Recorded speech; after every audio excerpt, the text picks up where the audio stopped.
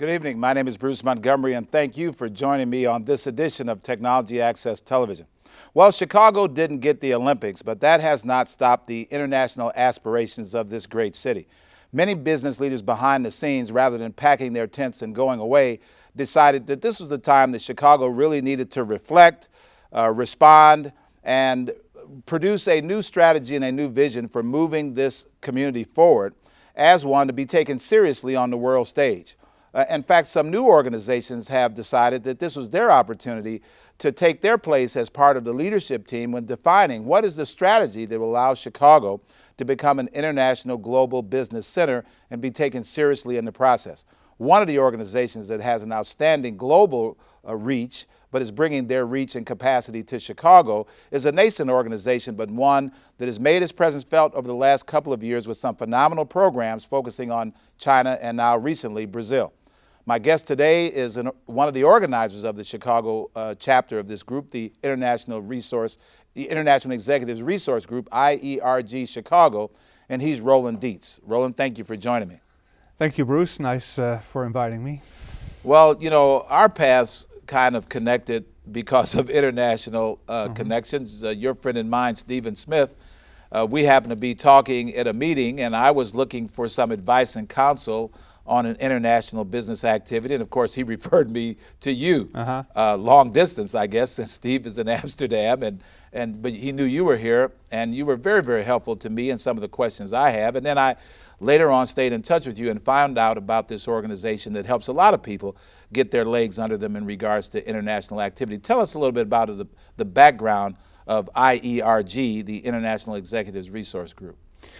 Well, IERG started about 20 years ago in the New York area and currently has about 500 members worldwide, most of which are actually outside of Chicago right now. Outside the United States, probably. Outside of the U.S. even.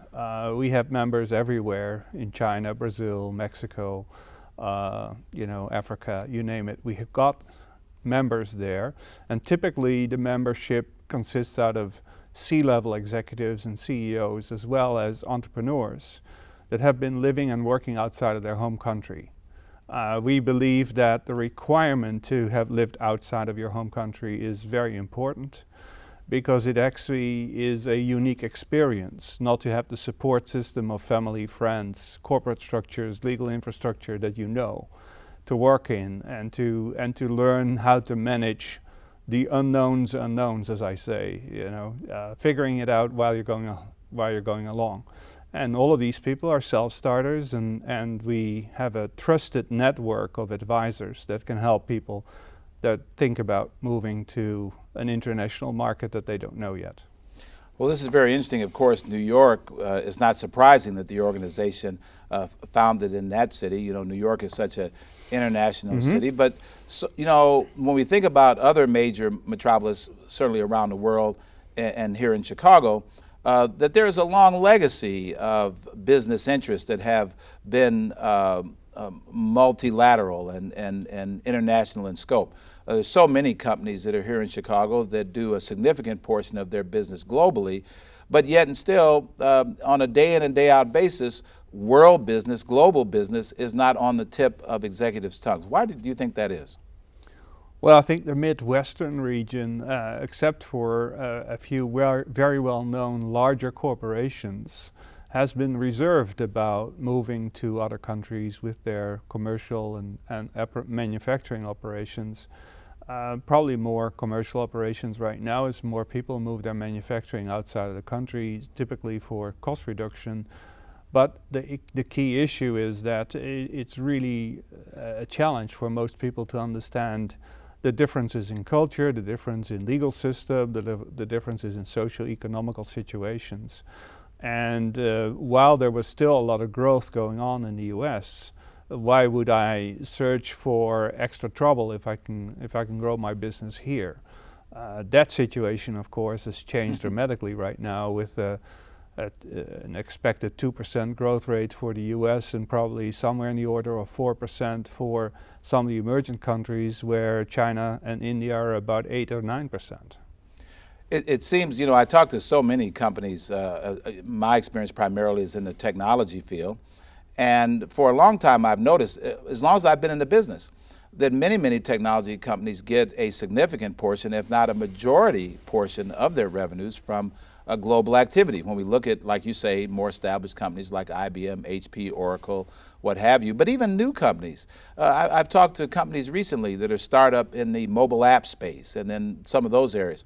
And right out the gate, guys tell me that, hey, you know, I didn't really plan on this, but I'm seeing 60% of my revenues or 55% of my revenues, a significant portion coming from globally. So we actually live in a very different environment today. Certainly Tom Friedman has chronicled in his various texts some of this, but that doesn't really get into the depths of what it takes to be successful over there. How does IERG mentor and work together to build this trusted network that really adds value to people who have international business aspirations? Okay, so there's two sides to the IERG group. First of all, there's the membership that is dispersed around the world and actually helps each other in specific cases where one of our clients or one of our company operations, because remember, we have corporate executives here and we have consultants and interim managers on the other hand.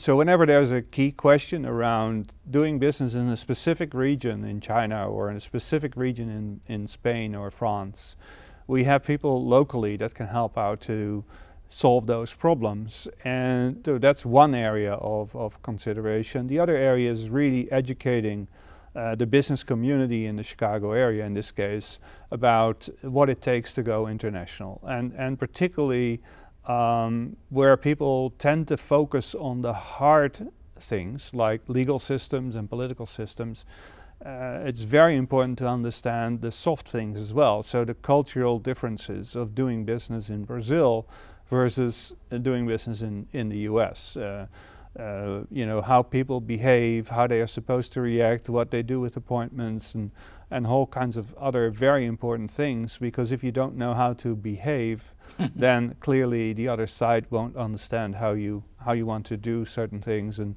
what your objectives really are. Tell us about your own business journey. You've worked for some, I know you have a media and publishing background. You've worked for some of the largest companies in the world in that area. How did that journey take you into different countries and ultimately here into Chicago? Well, you know, for me personally, it's a story of probably genetic disposition, because I'm coming from a country that has always been trading. The Dutch have been known for centuries to be traders around the world, and so when you are born in a country like that only contains 16 million people, just as much as live in the city of Sao Paulo alone, you realize that A, you have to learn other languages, which is a key asset to have, and B, you have to be open to travel the world and provide services and interests and serve needs everywhere. So when you were a young man growing up, where in Holland, where in the Netherlands did you come up? I was born in The Hague and was educated in Delft University of Technology, which is, you know, we call it the MIT of Europe, essentially in artificial intelligence, and started working for Philips Electronics Industries. My assignments took me to Brazil, to Taiwan at the time, and to Japan, and that's how I started my international career. And then as I moved along in my career, I basically continued working mostly in the Far East and in Latin America, and some activities in Asia Pacific, so Australia and New Zealand as well. That's very interesting. So yeah, I've worked almost anywhere except Eastern Europe and the Middle East. And as a young person coming up, first in lower and middle school and then on into university, where language is a big part of what was required to be competent, to be successful moving forward. Yeah, and I think language is not just language itself, so the hardcore language of being able to express yourself, but also if you study languages, you'll learn the subtle meaning differences between the cultures of different countries. And people have different words for different things, and they combine words in different ways, which actually gives you an interesting window on how people look at the world and look at relationships and business and culture itself. And what was your early thoughts as a emerging business person about America and about the cities of America. Did you have any knowledge or thought about America's role in the international landscape, or did you see them and cross paths with Americans over your business career? Well, the interesting thing is, for me personally, because of the Dutch heritage, I had more affiliation with the Far East than with the US. I had, of course, seen a lot of movies and shows, Okay. and that sort of shapes your opinion about the US. And so when I was asked to go to New York to head up the business development for Elsevier Science, one of the largest publishers in the world, I was actually very excited about that, and it turned out to be an extremely interesting adventure for me. You know, about a limitless country with limitless capabilities, and for somebody like me with an eye for finding opportunities, it was you know, like a child in a sandbox, essentially. And so I had a great time in New York for about 10 years, and then I moved to Chicago to turn around a software company here. And that's when I stayed here as well. All right. Now, there's a lot of discussion, and I talked about IERG. It had and I guess you were really, because of your IERG experience in New York, is that what made you say, well, there ought to be something like this in Chicago? Or did you, because of your stature or connection with the organization, did the organization's leadership kind of ask you to help organize a chapter here in Chicago? No, when I went to Chicago, I realized that there was a real need to do more here, and I think there's no reason for Chicago to be behind New York at all. We have lots of talent here. We have great schools. We have great infrastructure. We have people that are willing to build businesses. I think what is lacking really is understanding of what it takes to go international, and the uncertainty of the unknown plays a major role here, and that's where I think IERG can really help, because there's a lot of hidden potential, and keep in mind, as I said earlier, the growth rates are such that if you don't look at the outside world, essentially you've lost an opportunity. No question about it. Now, America tends to be very myopic and very like the country of the hour kind of thing. So we've had our India fascination, and of course in the IT space, when you think of BPO and outsourcing, India was both seen as a saint and then a Satan of that experience, because everybody was running to set up shop there. We all know the stories of Sun and Oracle and IBM and all that have huge facilities there. And then we've seen the IT explosion in India, and then there has been a transition. A friend of mine worked for Motorola in building plants in China for their mobile operations, and he would tell me that no sooner than he would finish building the largest plant that had ever been built, he was off to build the next largest plant that had ever been built, and it continued for 7 straight years of that kind of just unbelievable building. And now we've gone around the rosy. We're connecting to Brazil, and so America now is not. I mean, India is still a huge opportunity, as is, of course, China. But Brazil, here is a country that is huge, that's in our own America's backyards, that has all kinds of growth and activity going for it. Yet people don't know a lot about Brazil, and don't seem to have that. Brazil doesn't have that same resonance. So when we throw around these terms like BRIC, what's important for business leaders as they begin to say, where do I want to start looking at if I do want to take advantage of growth on some of these platforms? Where do I start, how to decide which country or which international opportunity is best for me? Okay, that's I think is a great question. I think that when you look at these individual countries, all of them have different makeups, and they are good at different things, which essentially is a reflection of their national culture. So if you go to India, one of the things they're really good at is making sure that a back office process is scaled up to factory size and is actually capable of doing great customer service work along the sides. I think when you look at a country like Brazil, I think the interesting thing is that Brazilians are much more creative. They are much more innovative. And so you don't have to tell them a lot of things. You probably will be surprised with what they come up with. And I think so if you wanted to go for more boundary breaking development, you'd probably go there. And the other benefit is, of course, that they're in the same time zone, whereas India is a 12-hour, 13-hour time difference, which could be a major issue. Now, I'm not saying anything bad or good about either culture. It's just if you build a home, you use the tools that are most appropriate for the job. So you have to look at the sort of thing you want to do, and that's where you go for your solution. Well, we hear oftentimes the importance of trusted relationships. You just can't march into a place, and no matter how large you are or how much resource you think you have to throw around, ultimately you're probably going to get on a plane and come back to where you came from, and you're going to need some people on the other end that you can communicate with, that you can trust, that have your interest in mind. And I think that also speaks importantly to, again, the role IERG has in helping companies establish this, because either you can take a long road to getting that kind of wisdom, or you can maybe short-circuit it by engaging with consultants and people who have in-country experience and can help you create the kinds of alliances. Many countries have different rules when it comes to ownership of foreign assets, investment of foreign assets. When we look at a country like Brazil, is that a country where the kinds of partnerships and trust can be established fairly quickly, because the two countries have a lot of similarities in their thinking and their process? And like I'm seeing right now in the tech space, many venture capital and equity companies are racing down there because they see a real opportunity to duplicate business models that may have worked pretty well in America, be adapted and modified so they can work well down in the Brazilian experience. Well, I think you're really asking two distinct, different questions. I think when you look at Brazil, Brazil is a country in many respects reflecting the US in terms of legal infrastructure. There is a lot of rules, there's a lot of laws, there's a lot of litigation.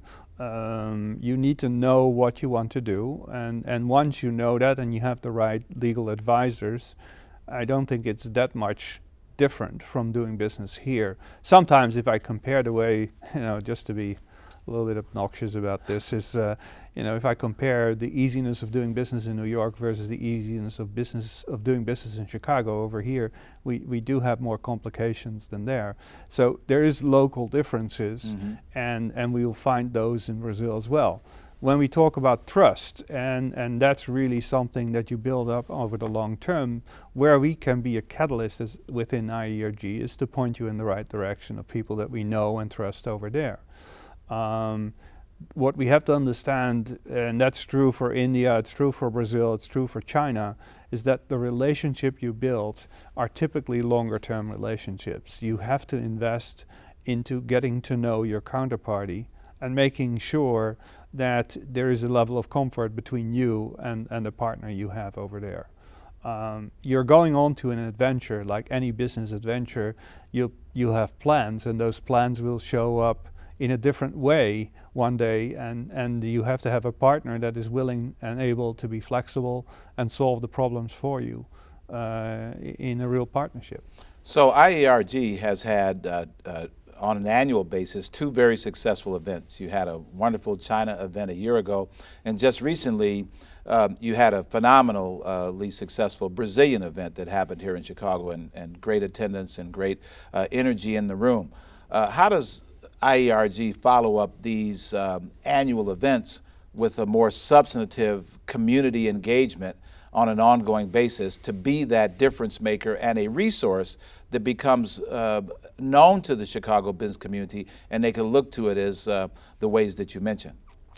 Well, first of all, we have to realize that we are literally in the startup mode here in the Chicago area. We do have a group of about 15 members here now, true members. We also want to establish an associate membership for those people that are senior executives or just interested in middle-sized companies that want to explore the notion of going international, and they want to become a member of our chapter. We do educational events, as you've said, once a year right now. We want to increase that frequency. We also meet every month in the Sofitel Hotel for informal exchange, and that works very well. We just have people coming to the place with their personal issues and questions around, okay, I need to build a next radiology plant in China. Who do you recommend that we talk to? How would we go about this? Because I have my factory in Michigan, but I haven't had any experience doing anything outside of the U.S. So who do I talk to? What should I be doing? So those are the kind of things we do. And then, of course, if there is a project coming out of that, one of our consultants who has a business in dealing with China development or Asia development will actually take this as a commercial opportunity. But the whole thing started with a conversation in the Sofitel Hotel, and we try to keep it informal so people feel that they have the opportunity to talk sort of off the record with several people and build their own opinion about how to go about it. Now, one of the great assets that you mentioned that Chicago has is tremendous schools. We have global brilliant students coming here to Kellogg at Northwestern and to Booth at Chicago and to IIT and so many phenomenal schools. And so on any given day, there are students from all over the world here, the best and the brightest, but many of them may come, get this marvelous education, and then go back to their home country. In fact, that's more the case than maybe was 20, 30, 40 years ago when students would come to schools like IIT or Chicago and then stay and work for a GE or a Boeing or a Bank America. Now, those brilliant individuals have to decide where the best opportunity is, and now that there is a growing economy, a startup economy, an innovation economy in India, in China, in Brazil, those great students are thinking about returning home. So how important is it to connect with the next generation of global business leaders in aspects of connecting with our B schools and our other schools and getting young people involved? Because I don't think business, the way it's been done internationally, is the way it's going to be done in the future. And so it's not just about, again, the Fortune 500, but it's about, again, a startup and an innovation economy. And it seems like there's a great connection between mentorship and experienced business presence, but also the enthusiasm of youth and people that are thinking about going back to Brazil and starting a company and getting it capitalized and growing it to scale. So are there conversations with the IERG that are accepting both established firms, but as you said, mid-sized companies, and then also working in the startup and emerging company area? Yeah, sure. On a personal level, I am an advisor with 4 startups at the moment.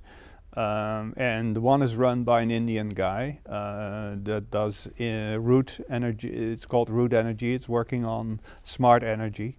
The other one is run by a graduate from IIT. He's working on a new alternative way of publishing. I've got the great pleasure the last 3 or 4 months to work very intensely with an intern from Peru, an MBA guy at the Booth School, who is working on an acquisition that I'm trying to make, which is, and he does a marvelous job with it.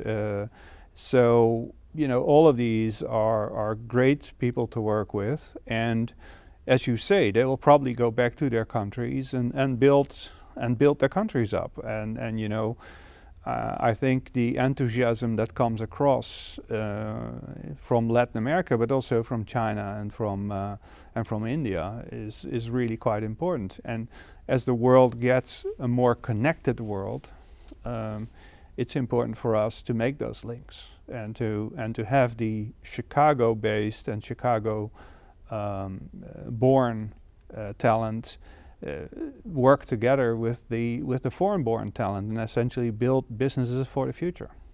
So is it your vision, as you've seen, you started with yourself and then a few guys, like I say a few guys in a Starbucks talking about the potential of this, to all of a sudden finding yourself on the 50th floor of one of the downtown skyscrapers in the world's largest international law firm, Baker McKenzie, and 100 people gathered talking about international business opportunities. does this make you really feel like there is an opportunistic future in Chicago, that the IERG message does resonate and people do want to have these trusted advisors and experienced business mentors that can help guide them in this kind of conversation? I know sometimes you say, I don't know if Chicago's really, talks a good game about being international, but it doesn't seem like want to back it up. When you have an experience like the success of your Brazil experience, do you say, well, maybe there is a shot that Chicago wants to get serious about international business? Well, definitely there is a shot, and I think I've built up businesses from the ground up, and I know that if you worry too much about the people that don't get it, you never get anything done. You have to start doing things with the people that do get it, and so if we have 100 people in the room, out of which there may be 30 or 40 that really are sort of entrepreneurs capable of doing international work, well, next year we'll have double that, and the year after that we might have again double that. I don't know. Maybe we can accelerate it more. I'm always on the lookout for people that fall into the categories of the sort of people that we're looking for to join our activity and to be fire starters themselves. I think there's a great opportunity in a place like Chicago for people that want to make their mark, because we start from a lower level, but we have to be at the same level. I keep on saying this. We have to get to the same level as what we have in New York. There's no reason for Chicago not to be there. Well, so many companies come to Chicago, get a foothold, and then really seem to be very prosperous. Just the other day, I heard about a French company, J.C. Decaux. This one of the leading companies in the world on signage and things in airports and bus stops, has expanded yet again in Chicago with very successful engagement here. So there's so many wonderful companies from all over the world that have come to Chicago. And maybe that's good for another conversation, is to not only talk about Chicago people being successful international, but international people coming to Chicago and becoming successful just like you. Well, I want to thank my guest today, Roland Dietz, for giving us some insights into this organization, IERG, the International Executives Resource Group. I think you're going to hear a lot more about them, and to their credit, they are a open source organization, open and receptive to networking and collaboration and creating many opportunities for those of us who are globalists at heart to come together and find like consciousness to get the business of global opportunity received and benefited by all.